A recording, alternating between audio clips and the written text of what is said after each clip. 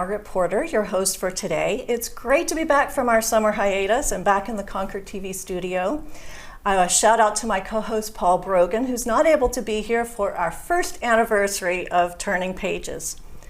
Our premiere show a year ago featured the New Hampshire Book Festival, and we're doing the same thing on this occasion, so it's a celebration and a reunion. I'm delighted to welcome back award-winning children's book author Emilie Christie Burack, the co-founder and president of the New Hampshire Book Festival. Her next book, Dominic Bean and the Mammoth Melt, will be released about a year from now, next fall, right? Right. And joining Emilie is Kate Shoedinger, recently retired after 40 years as a school reading specialist with a focus on middle grade students. She attended the master's program at Vermont College of Fine Arts, concentrating on writing for children and young adults. We're so glad to have you here today, Kate. Thank you. Let's start with the details for our second annual New Hampshire Book Festival. The time and the place and the dates and the venues and parking, which is always a consideration for our downtown events. Great. Well, I can start by just saying that we're so excited it's happening again, that we had enough community support to bring it back. But this year it will once again be the first weekend in October. So this year that means October 3rd and 4th, 3rd being on Friday. We will be in downtown Main Street and in the Capitol Center, just like last year. Again, we're thrilled about that.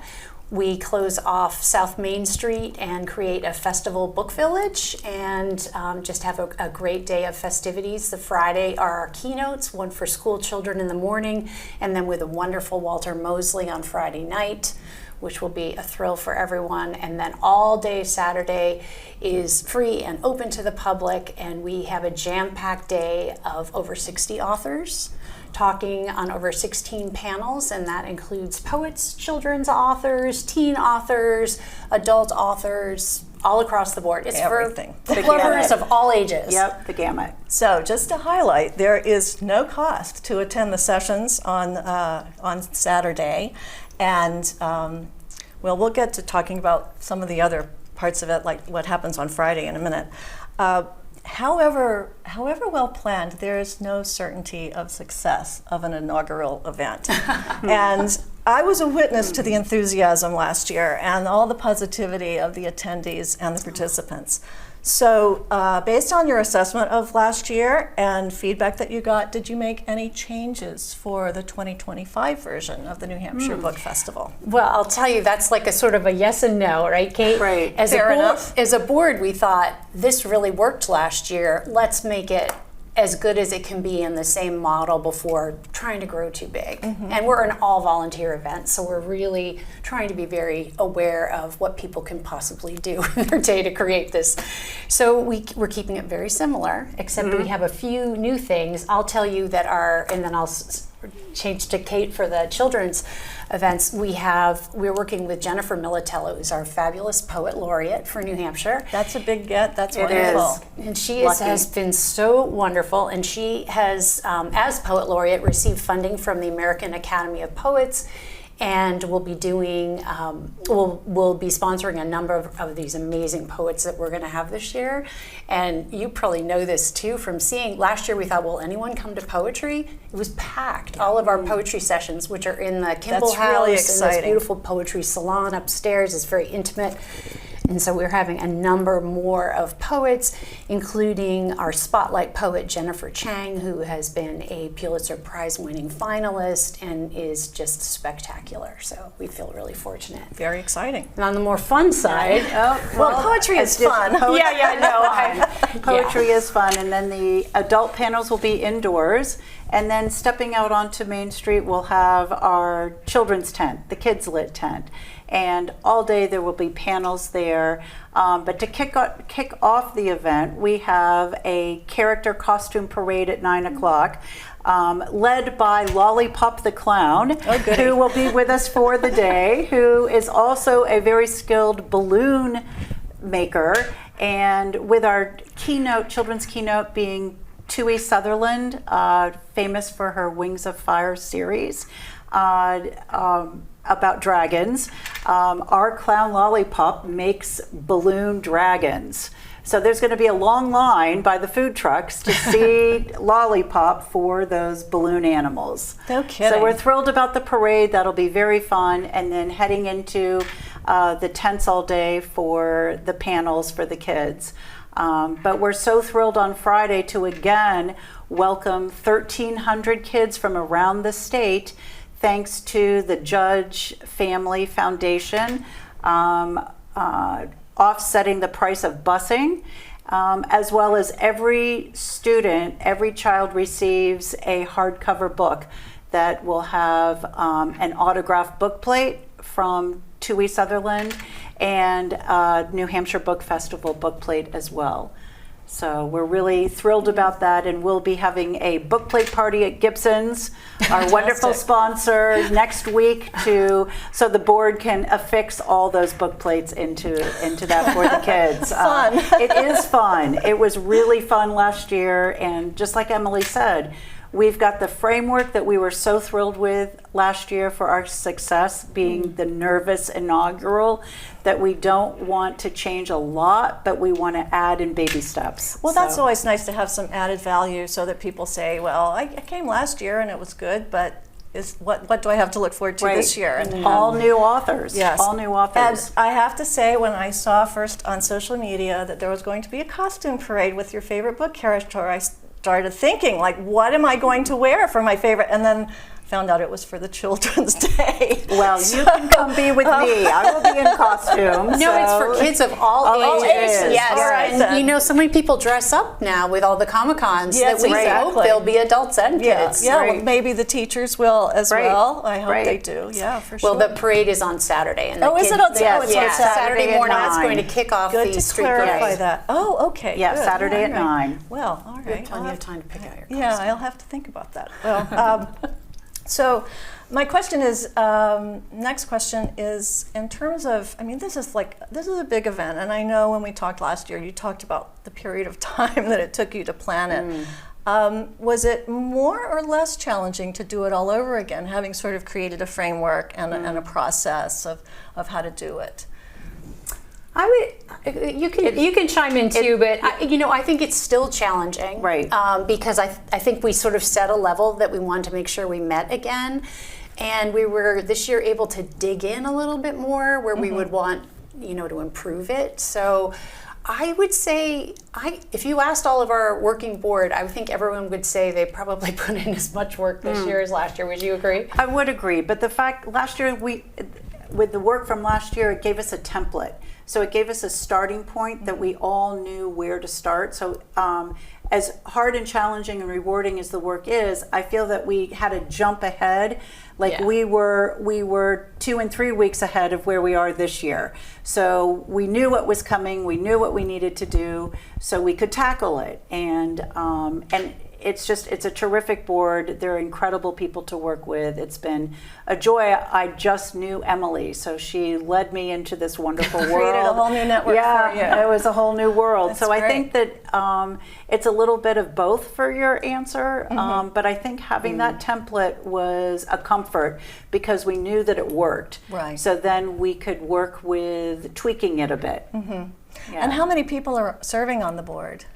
We have a board of 10 right now, and then we've gone on to expand by creating team captains, people that were just really enthusiastic volunteers that wanted to take on more of a leadership role. Oh, what a great thing. And we Yeah. hope to continue to just develop that so that this is a living thing that outlasts all of us. Yeah, that's what we really want. Succession planning and all of that is, Right. is important, and bringing people, giving them more responsibilities. Right, and the support of Concord has just been incredible. The support from restaurants to help us with, we want to make the authors and moderators comfortable and fed and fueled, and we also have the food trucks and the restaurants on Main Street, so they have those options. fun. And then the beautiful space up at the Cap Center where they can relax and meet other authors Yes. and have that camaraderie that's so wonderful. Yes, I spent a lot of time in the Authors Lounge in the Kimball House last year, and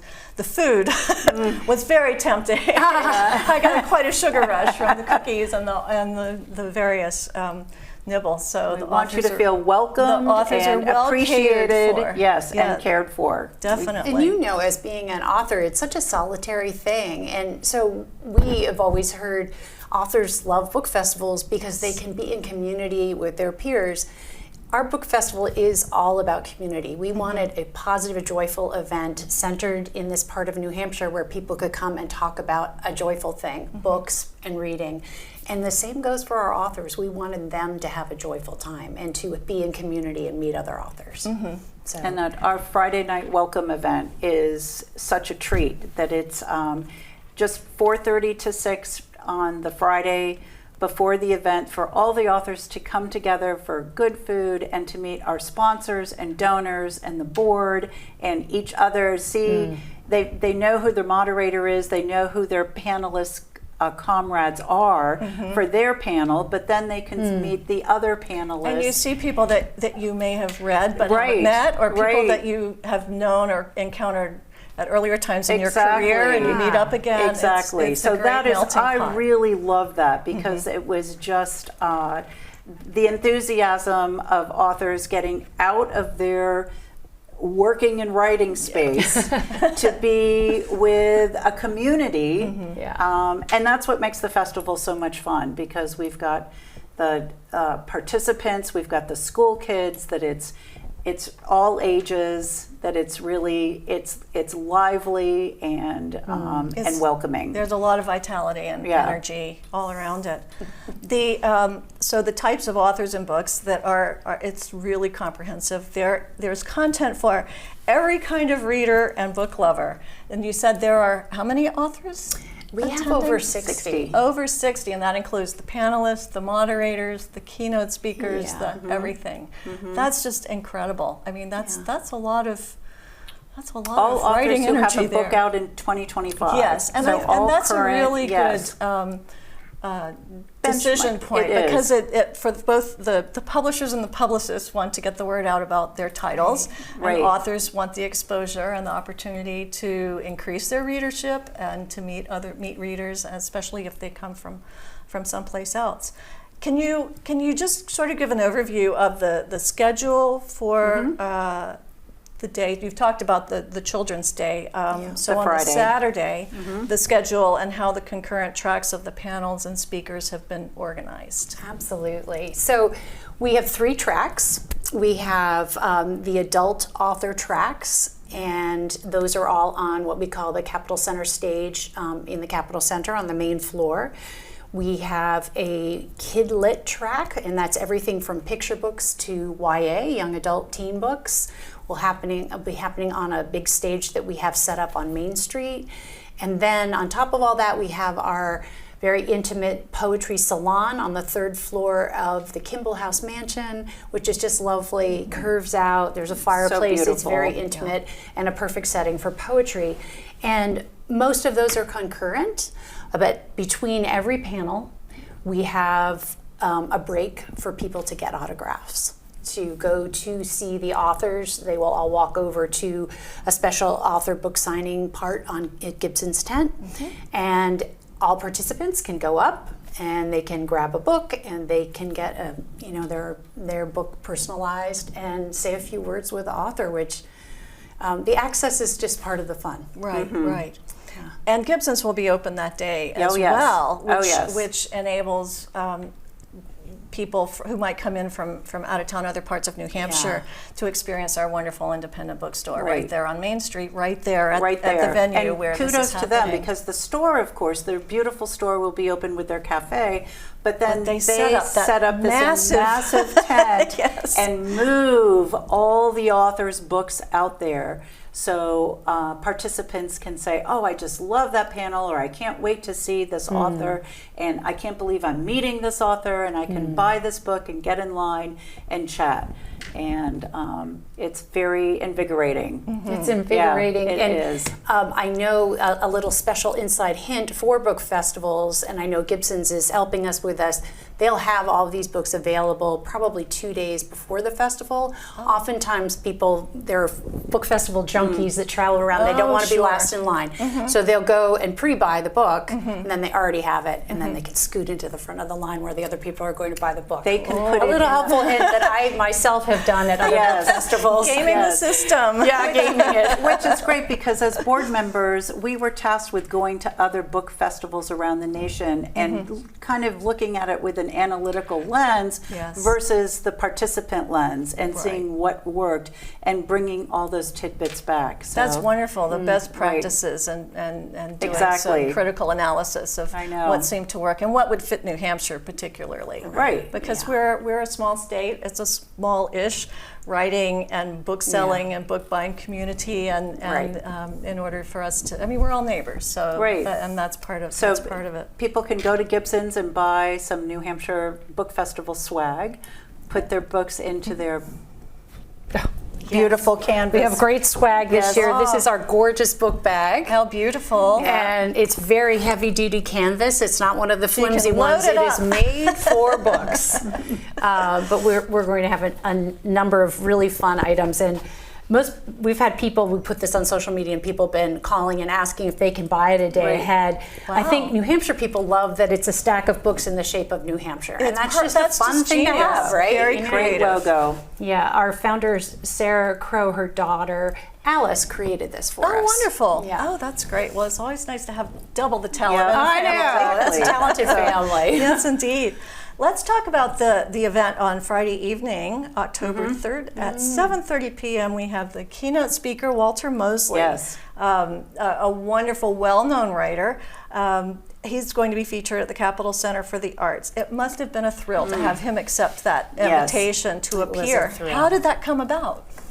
Well, it all came about with Sarah McCraw Crow, who is our partner in planning, and she reached out. She's always studying, like, what books are coming out. You know, what will we know for next year? And she does reviewing as well. And she does book reviews. She gets advanced. It's really great. So she's on top of it. So she reached out to his publicist and just said, "Hey, would there be any interest?" And we waited and waited and waited and waited, and then it was like, "Yeah, actually, he would like to come." I'm like, "Yes!" His book just came out today. Grey Dawn is his latest book, and as I was saying coming in, he was on the Today Show this morning, and he's doing his tour, and we're so lucky to be part of it. Especially just relatively early in the tour before he gets exhausted. And what city is this? And his book tours tend to be. So that interview will be great on Friday night. Yes, and so that's a ticketed event. There are still tickets available. So people who are interested in hearing the amazing, wonderful, multi-published Walter Mosley, whose books have been made into film, Netflix, with Denzel Washington and others. So this is your opportunity to see him in person, and I assume that he'll also be signing after his presentation. And who will be interviewing him? Another author by the name of Hank Philippi Ryan, okay? And you are familiar, people who love thrillers really know. I'm familiar with Hank, who was on television in Atlanta, Georgia, when I lived in that region, and then has been on television in the Boston market, and then began writing thrillers and mysteries and everything. So I look forward to seeing her. Oh, that's so great. A great interviewer too. Oh, she's wonderful. Yes, indeed. We hear she's great, and I don't think they've met before, and she is so generous in saying, I would love to be the moderator for that. So anyway, we thought that would be really fun for the community. Who have are fans of hers. So. Yeah, that's great. Well, that is something. People put this on your calendar for Friday, October 7th. You can go to the Capitol Arts Center website to purchase tickets, and with the information is available there. We also have just started a very limited time promotion for that event, where we're doing $15 off every ticket with a promo code Mosley15. Mosley, and that's printed on you'll see it on the Capitol Center ticket sheet. But we're excited. Good. Glad you mentioned that. And I wanted to add about the schedule that there's a QR code, so folks can certainly go to the website to get the the schedule, but during the day there'll be big sandwich boards with QR codes, and so they understand that we've got the poetry salon, the indoors, and the outdoors, and they can move among all three areas. And there are hard choices. Right, Within every time slot, That is as I true. recall. That is the worst thing about a book festival. Right. Yes. And go around Main Street for vendors and food trucks and a chalk artist and all the other a fun clown. stuff. Yeah. The clown and the dragon balloons. Yes.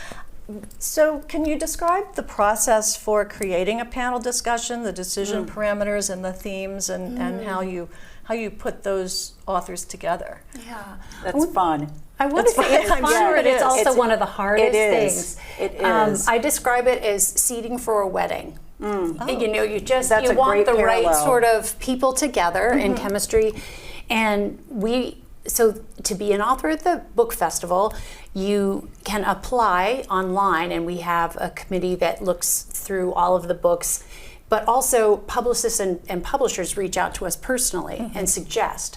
And so we have these ideas coming in, and most all of them we want, but we can only You have do a to be limited selective, number. right. And but we also want it to be a chemistry. We're looking for a thread or a theme. So, for instance, one of the adult panels is what is it? I can't remember, but it's something like love and all of the wickedness of it, or something like that. So we pulled together sort of romance, but star-crossed romance type things, and then some are debut authors. So it's just debut author panel. We had 2 Caldecott medalists apply to come to the book festival. So I thought, oh my gosh, let's have an artist, illustrator, moderator, have them in conversation on the stage. What a great idea. They have never met each other before. They're so excited. Oh, that's great. So yeah, Aaron Becker and Jason Chin. So they're going to be. So it kind of works together. Right. You have to kind of lay it all out and see who matches whom, where's that thread, and it's analytical, and it is like seating at a wedding. An art and a science. It is an art and a science, but it's wonderful to see everything that's laid in front of you, and then see where's that thread going to be woven. Right. Well, based on the schedule, and I've studied it because I want to know where I want to be. Where you're going to go. Right. You've done a wonderful, wonderful job. And these are not only New Hampshire or regional authors. Some of them come from quite far away. And I don't mean it to be a trick question, but can you tell me who would receive the Traveled the Farthest Distance Award the long for distance this award? year? Well, that would be Sandra Nickel, who's written an incredible historical biography of Clara Driscoll. And Sandra lives in Geneva, Switzerland. That's a pretty long And distance from she here. came a long way. Her book she often writes books for children about the undertold story. Clara Driscoll, for those of you who don't know, people have been writing about her quite a bit this year because they've discovered that it was Clara that created the Tiffany lamp.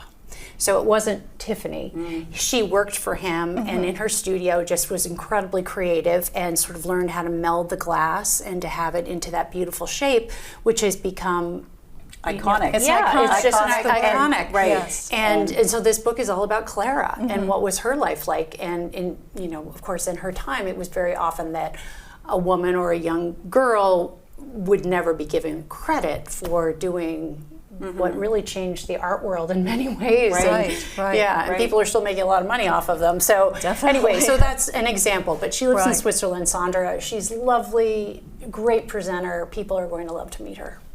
Well, there's kind of a whole genre of girl stories of sort of biographical, sometimes illustrated, sometimes for young readers or middle grade readers about sort of the mighty girl genre, and it's great to have an example of that and have someone who's doing that and willing to travel all the way from Europe. Gwendolyn von Dranitz I know, coming from California. She's from California. She's Yes. a YA That's our author, runner-up. hugely Yes. successful. Lots of Disney movies and things created from her work. Really cool person. Canadian. Azadeh Westergaard is not coming from far away. She's coming from New York, but she's Iranian. And this book is about someone she cherished as a child. Gagouche, for those of you who don't know who she was, many Americans don't, was the Taylor Swift of Iran. Right. And an incredible superstar. People of all ages would dance to her music. Azadeh will tell stories about this. And Gagouche, when the new regime came in, women weren't allowed to sing or show their face or anything, and it was she was completely shut down. Wow. She did eventually come to the U.S. not that long ago and had reunion concerts, and you'll just see packed with Iranians just weeping for the day before. And Azadeh did her illustrations as well as the written text. All of her illustrations, and she won an award at the Society of Book Illustrators last year in New York, which is really special. Really special. So how many volunteers are involved in the planning? Okay. We have about 100 volunteers, and we did the training for them this week. That was terrific. So they're familiar with the layout, the schedule, hospitality, where to go, and how to answer questions. How to answer questions, to be a friendly face. They will all be in their pistachio T-shirts, easily identified with our beautiful logo, and they're invaluable. They are invaluable. We are grateful for them signing up. We're grateful to have them with us. They also have their own lounge for a place to relax. Oh, good. And have some snacks and treats. And they can come in and do their shift and then enjoy the rest of the festival. So wonderful. Right, so rain or shine. Rain or shine. We have transport umbrellas for the authors to the tent, which will be good for the warm sunshine and good or for the those rain. Raindrops if we have them. them. They're covered, so to speak. Yes. The book festival has benefited greatly from its sponsorships, and it reflects so much good work and cultivation by the board members themselves. Are there any additional sponsors this year, or anyone that you particularly want to highlight? But we want to always highlight Ledyard Bank, Yes. and they have been fantastic. And I think I said on your program last year that they said yes to being our presenting sponsor before we even had a festival. So it was a leap of faith. Yeah. And they have been amazing partners. Wonderful, collecting books for children, doing all sorts of things in all of their branches. A new sponsor this year we're thrilled about. We have a health and wellness sponsor, and that is Convenient MD, another New Hampshire company that has stepped up to be a sponsor, and we're really thrilled by that. A lot of returning sponsors, which we think is a good sign. Yes. Otherwise, hopefully they wouldn't. Yes. That shows commitment. I think so. And that there's a value for them, but that they recognize the value of the festival itself. Yeah. Just before we wrap up, tell us a little bit about your own writing, because you've got two authors here at the desk. So. All right. Go ahead, Kate. I'm working on getting an agent for my middle grade historical fiction. So it's finished. It's finished. And what period is it set? It is the true story inspired by the true story of a survivor of the 1919 January Boston molasses flood. Oh boy! This kid survived, and his testimony was the catalyst for the creation of OSHA. Oh my goodness! So it's been. It was fabulous to research. It came about from students asking me questions, and I didn't know the answers to. And then when I uncovered the fact that it was an 11-year-old boy whose testimony created OSHA. What a great it's a great story. And I'm working on a new contemporary middle grade about a cancer detecting dog. Oh, who yeah. Saves, well, as a dog lover. Saves his owner. Yes. Well, So cool. Congratulations on finishing your book. Thank you. That's a big deal, as I well know. And so we'll look forward to seeing you on a panel in that would be lovely. Some period of time. Goals. Yes, Good definitely. goals, so. And what about you, Emilie? I mentioned your title, but you've got others as well. Yeah. I have another historical fiction for middle grade kids that came out years back, and then this brand new one, It'll be out which is a next year. contemporary, based in New Hampshire, middle grade story. Fantastic. Yeah. Good. Coming good. out Well, in 26. Congratulations, Yes, thank wonderful. you, both of you. And thank you so very much for coming today. you. It's Thank been you. great talking to you. We could have talked up the Yeah. New Hampshire Book Festival for much, much longer. It's fun to talk about. But time is running out, and I want to thank Emilie and Kate. I encourage everyone to go to the New Hampshire Book Festival website and check out the lineup of speakers, the schedule for the day, ticketed events. It just sounds like a wonderful time. And I know from experience that it will be. I want to also thank Matt Arsenault, who is in the control room, for his wonderful assistance. And thank you to Concord TV, as always, for being home to Turning Pages. We'll see you next month. Thank you, Margaret. Thank you so much. Thank you. A delight.